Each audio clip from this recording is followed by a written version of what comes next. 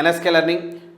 So తెలంగాణలో విడుదలైనటువంటి గురుకుల ఎగ్జామినేషన్లో TGT, PGT, JL mathematics subject prepare అవుతున్న స్టూడెంట్స్ కోసం ఎన్ఎస్కే లెర్నింగ్ డైలీ క్వశ్చన్స్ అనేవి యూట్యూబ్లో మీకు ప్రొవైడ్ చేస్తుంది. ముఖ్యమైనటువంటి ఇంపార్టెంట్ బిట్స్ అనేవి.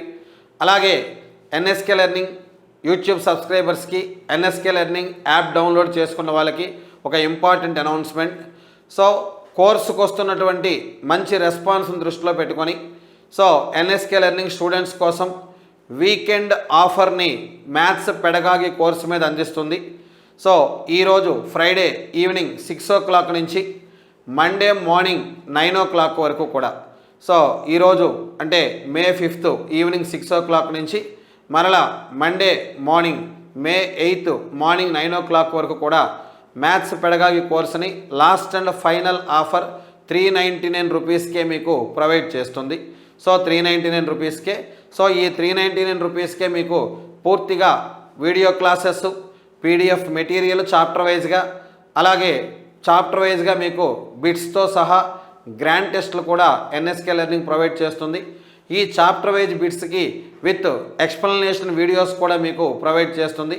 సో మే 10th నుంచి మీకు chapter wise bits NSK learning యాప్లో అప్లోడ్ అవుతాయి, టెస్ట్లు అప్లోడ్ అవుతాయి. సో ఒక్కొక్క టెస్ట్ అప్లోడ్ అయిన తర్వాత వెంటనే దాని ఎక్స్ప్లెనేషన్ వీడియో కూడా మీకు అప్లోడ్ కావడం జరుగుతుంది.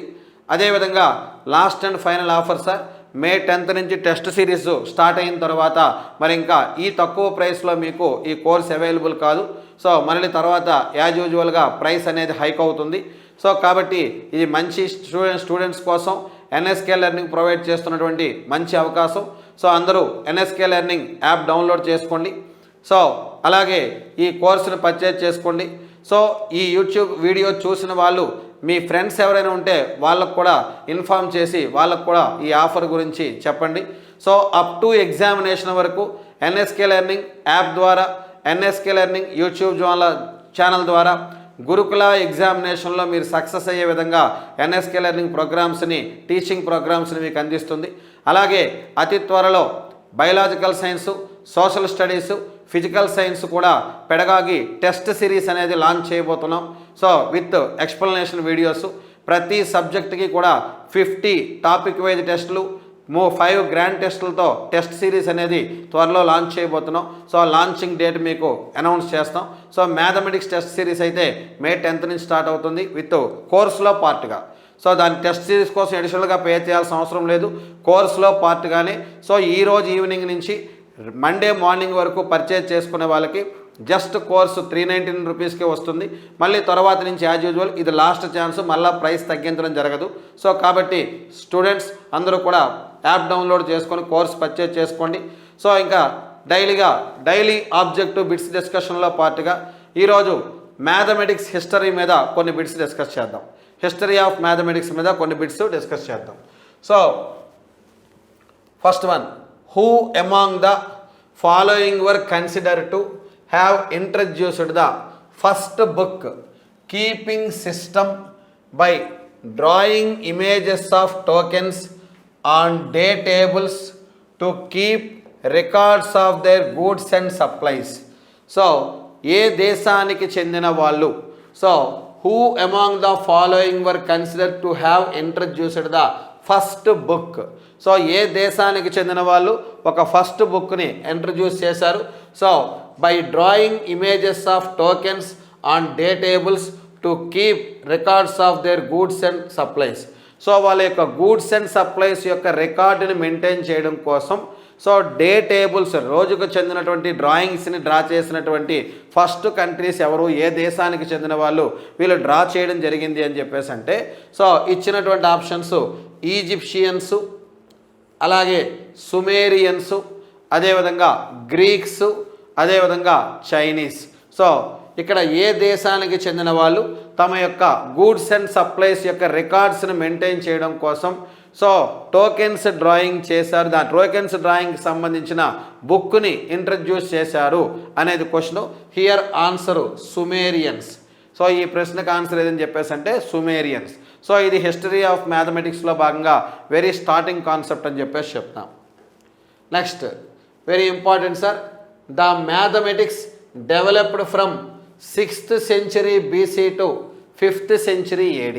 The mathematics developed from 6th century BC to 5th century AD around the eastern shores of Mediterranean Sea. Around the eastern shores of Mediterranean Sea. మధ్యధరా సముద్రపు తూర్పు తీరంలో, మధ్యధరా సముద్రపు ఈశాన్య తూర్పు తీరంలో సో క్రీస్తు పూర్వం 6వ శతాబ్దం నుంచి క్రీస్తు శకం 5వ శతాబ్దం మధ్య అభివృద్ధి చెందిన గణితము ఏ దేశానికి చెందిన గణితం? అభివృద్ధి చెందిన గణితం అనేది ఏ దేశానికి చెందిన గణితము? ఇది ప్రశ్న. సో తూర్పు తీరం యొక్క మధ్యధరా సముద్రం యొక్క తూర్పు తీరంలో సో ఈ క్రీస్తు పూర్వం 6వ శతాబ్దం నుంచి క్రీస్తు శకం 5వ శతాబ్దం మధ్య అభివృద్ధి చెందినటువంటి గణితం ఏది అని చెప్పి ఏ దేశానికి చెందిందని చెప్పేసి అంటే so answer Chinese mathematics. Answer Chinese mathematics. So ఇచ్చిన options Egyptian, Sumerian, Greek, Chinese ఇచ్చారు. సో మధ్యధరా సముద్రం యొక్క తూర్పు తీరంలో అభివృద్ధి చెందిన గణితం ఏది అని చెప్పేసి అంటే చైనీస్ మ్యాథమెటిక్స్ అని చెప్పేసి చెప్తాం. Next the mathematician, very important question sir. The mathematician is often hailed the father of deductive organisation of mathematics and as the first true mathematician. So ఎవరిని father of deductive organisation of mathematics అలాగే the first true mathematics అని ఎవరిని కొనియాడారు? So ఎవరిని కొనియాడారు? So deductive reasoning అని చెప్పేసి అంటే ఆల్రెడీ మనకు తెలుసు.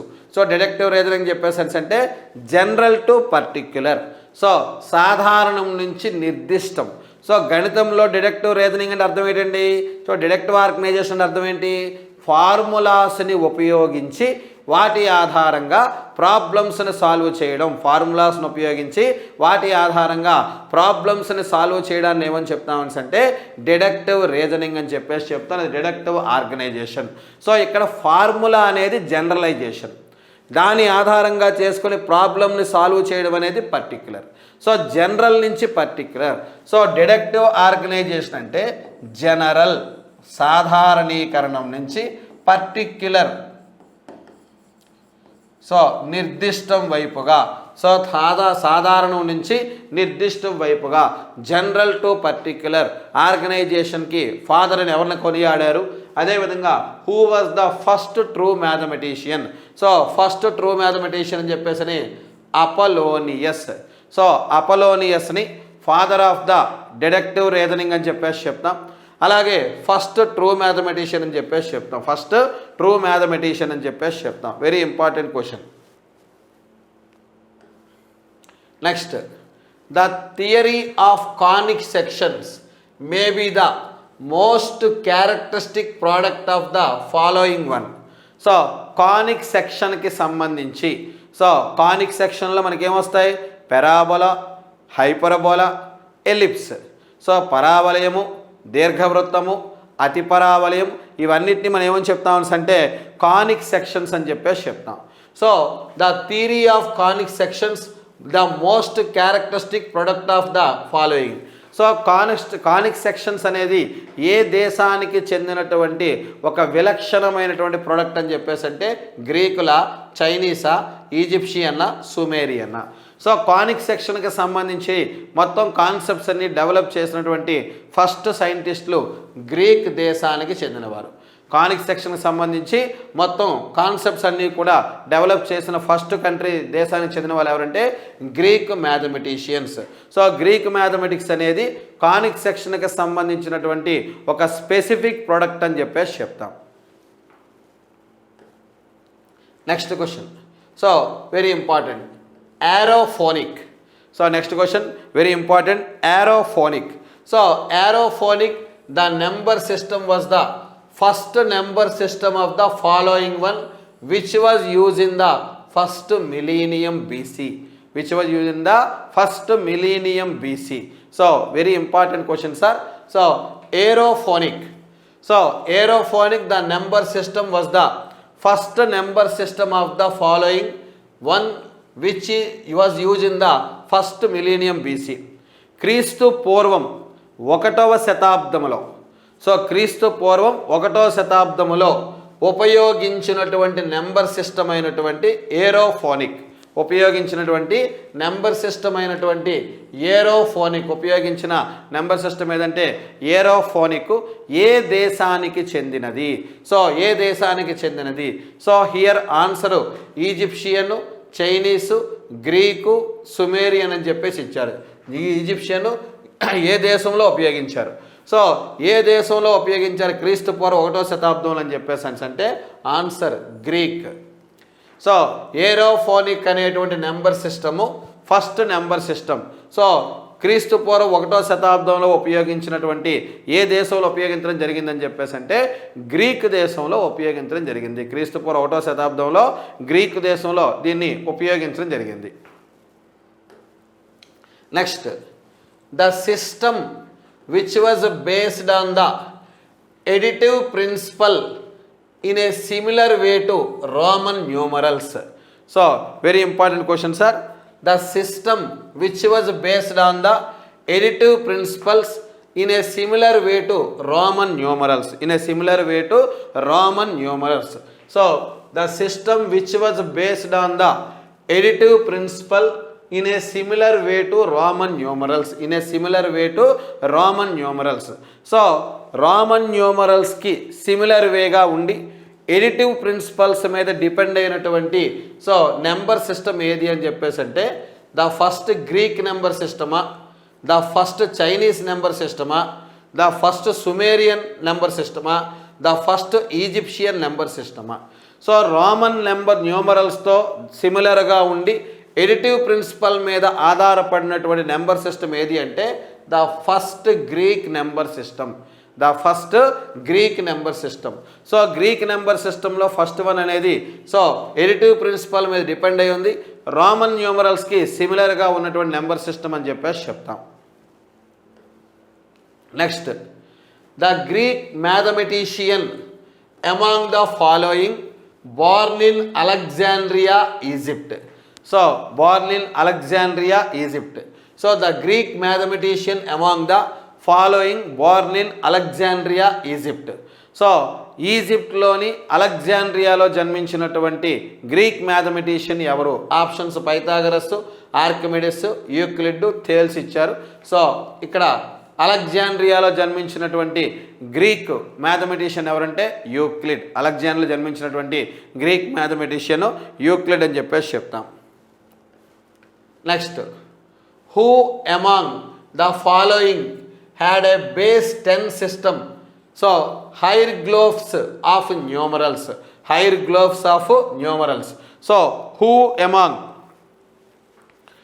Who among the following had a base number system of hieroglyphs of numerals.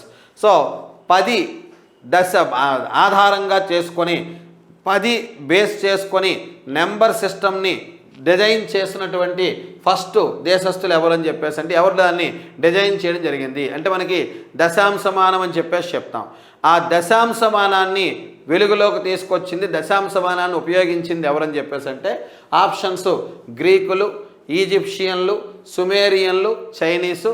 So here answer Egyptians. So దశాంశమానాన్ని వెలుగులోకి తీసుకొచ్చింది, దశాంశమానాన్ని ఉపయోగించింది. సో 10 బేస్గా ఉండే నెంబర్ సిస్టమ్ని వెలుగులోకి తీసుకొచ్చింది ఎవరని చెప్పేసి అంటే ఈజిప్షియన్స్ అని చెప్పేసి చెప్తాం.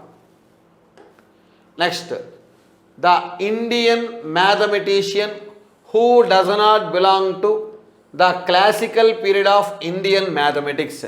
The classical period of Indian mathematics. The Indian mathematician who does not belong to the classical period of Indian mathematics. So యాక్చువల్గా ఇండియన్ మ్యాథమెటిక్స్ ఇచ్చిన ఆప్షన్స్ మనకి Aryabhata, Brahmagupta, Bhaskara 1 and Bhaskara 2.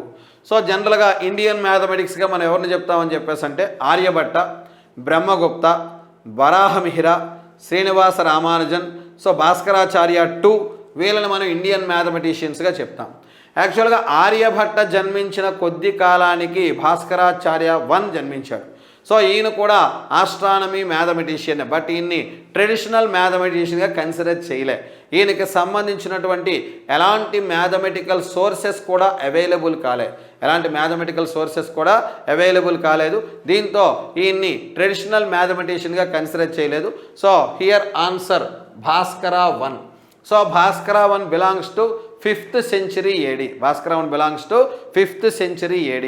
He did many work on astronomy and mathematics. So ఈయన క్రీస్తు శకం 5వ శతాబ్దానికి చెందినవాడు. Mathematics అదేవిధంగా ఆస్ట్రానమీ మీద అనేకమైనటువంటి పరిశోధనలు చేసిన వ్యక్తి ఎవరంటే భాస్కర 1 అని చెప్పేసి చెప్తాం. Next, the Greek mathematician who used geometry to solve problems such as calculating the height of pyramids and distance of ships from the shore. So from the shore అని చెప్పేసి చెప్తాం. సో ఎవరండి? సో from the shore, తీరం నుంచి. So the Greek mathematician who used geometry to solve problems such as calculating the height of pyramids and the distance of ships from the shore.